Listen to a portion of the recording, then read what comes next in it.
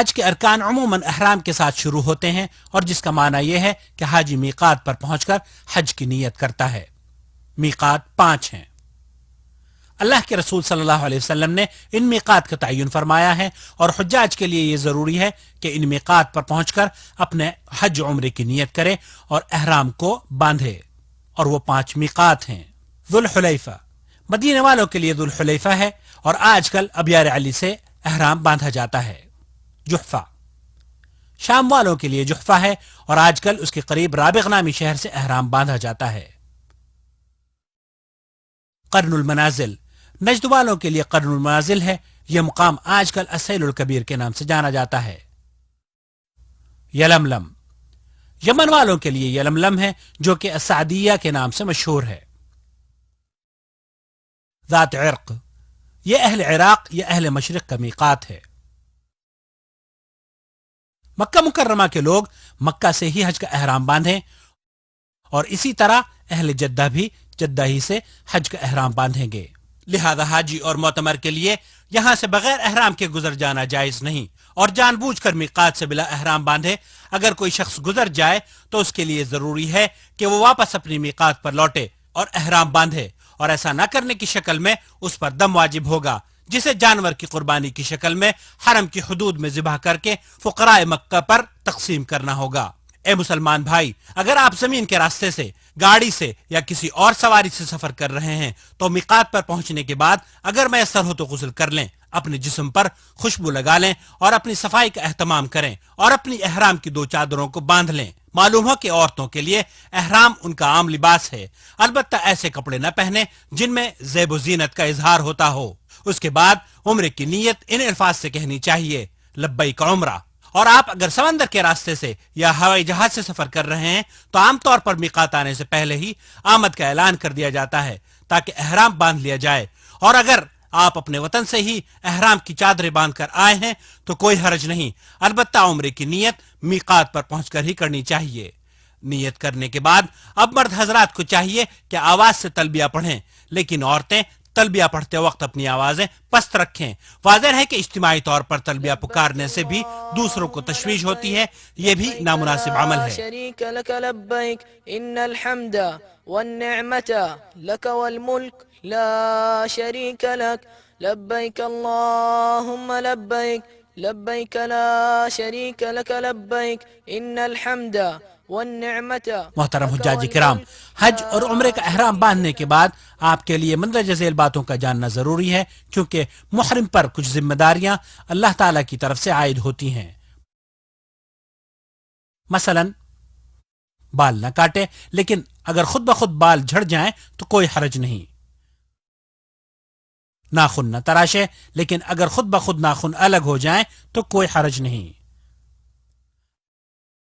اپنے جسم پر اور کھانے پینے کی اشیاء میں خوشبو نہ استعمال کرے، لیکن احرام کی نیت کرنے سے پہلے جو خوشبو لگائی تھی اگر اس کا کوئی اثر باقی ہو تو کوئی حرج نہیں۔ کسی شکار کے جانور کو نہ مارے، نہ بدکائے، اور نہ ہی دوسروں کی اس کام میں مدد کرے۔ کوئی محرم یا غیر محرم حدود حرم کے اندر کسی درخت کو نہ کاٹے، اور نہ ہی کوئی ہرا پودا اکھاڑے، اور نہ ہی کوئی گری ہوئی یا کھوئی ہوئی چیز اٹھائے، البتہ اگر نیت اس چیز کے بارے میں اعلان کرنا ہو تو پھر اٹھانا جائز ہے۔ عورتوں کو شادی کا پیغام نہ دے، نہ ہی اپنے لیے یا کسی دوسرے کے عقد نکاح کا سبب بنے، اور جب تک احرام میں ہو شہوت کے ساتھ عورت سے مباشرت اور ہم بستری نہ کرے۔ عورت کے لیے احرام کی حالت میں ہاتھوں میں دستانے پہننا یا نقاب یا برقعے کے ذریعے اپنے چہرے کو چھپانا ممنوع ہے۔ اگر اجنبی مردوں کا سامنا ہو رہا ہو تو پھر چہرے کو اوڑھنی یا کسی اور چیز سے چھپانا واجب ہے، ویسے ہی جیسے کہ غیر حالت احرام میں واجب ہے۔ احرام کی حالت میں مردوں پر اپنے سر کو ڈھانکنا جائز نہیں، لیکن چھتری سے یا گاڑی کی چھت سے یا اپنے سامان کو سر پر اٹھانے میں اگر سر چھپ جائے تو کوئی حرج نہیں۔ اگر محرم بھول کر جہالت میں سلا ہوا کپڑا پہن لے، یا اپنے سر کو ڈھانک لیتا ہے، یا خوشبو استعمال کر لیتا ہے، یا اپنا کوئی بال کاٹ لیتا ہے تو کوئی حرج نہیں۔ قمیص، پائجامہ یا کوئی دوسرا سلا ہوا کپڑا پورے جسم یا جسم کے کچھ حصے کے لیے استعمال نہ کرے۔ إذا لم يجد إزارا فيلبس السراويل أو إذا لم يجد نعلين فيلبس الخفين ولا حرج. ایسے جوتے بھی استعمال نہ کرے جو ٹخنوں کو چھپا دیں، البتہ عام جوتے اور چپل پہننا، انگوٹھی پہننا، چشمہ لگانا، گھڑی باندھنا، ایئر فون استعمال کرنا، بیلٹ اور پرس استعمال کرنا، اور اگر احرام گندا ہو جائے تو اسے بدلنا محرم کے لیے جائز ہے۔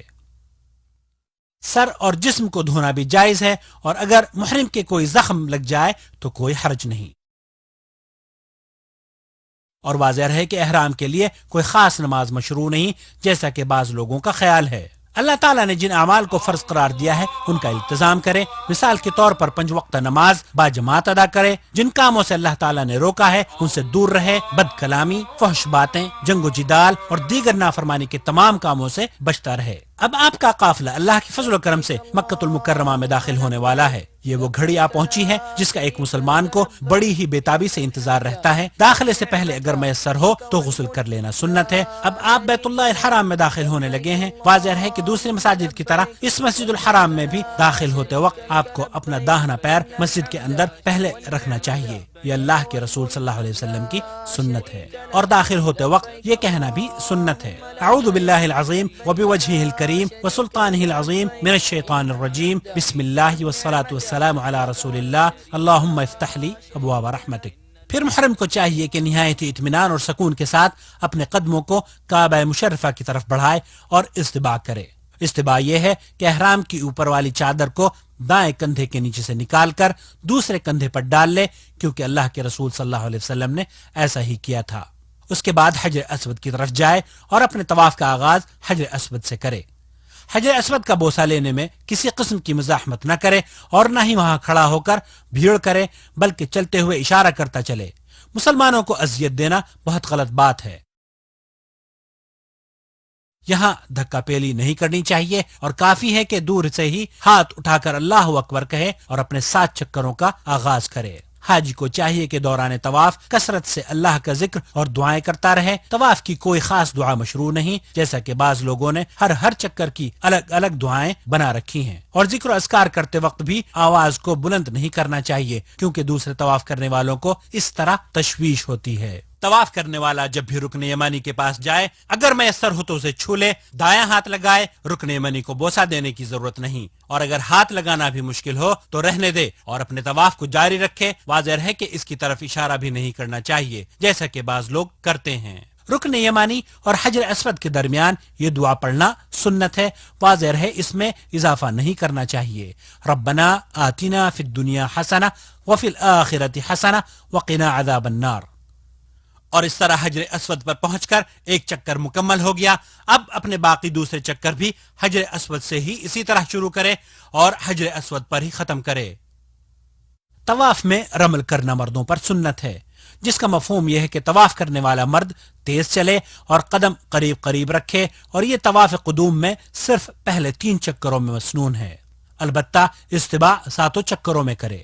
دوران طواف بعض حجاج کچھ غلطیاں کرتے ہیں، مثلا طواف کرتے وقت حتیم کے اندر سے گزر جاتے ہیں، یا مقام ابراہیم کو بیت اللہ کا حصہ تصور کرتے ہیں، جو غلط ہے۔ لأنه بذلك قد أنقص من طوافه ويكون حينئذ قد طاف ببعض الكعبة. اسی طرح خانہ کعبہ کا استلام اور بسا اوقات اس کی تمام دیواروں کا استلام یا اس سے چمٹنا، واضح ہے کہ نبی کریم صلی اللہ علیہ وسلم نے حجر اسود اور رکن یمانی کے علاوہ خانہ کعبہ کے کسی بھی جز کا استلام نہیں کیا۔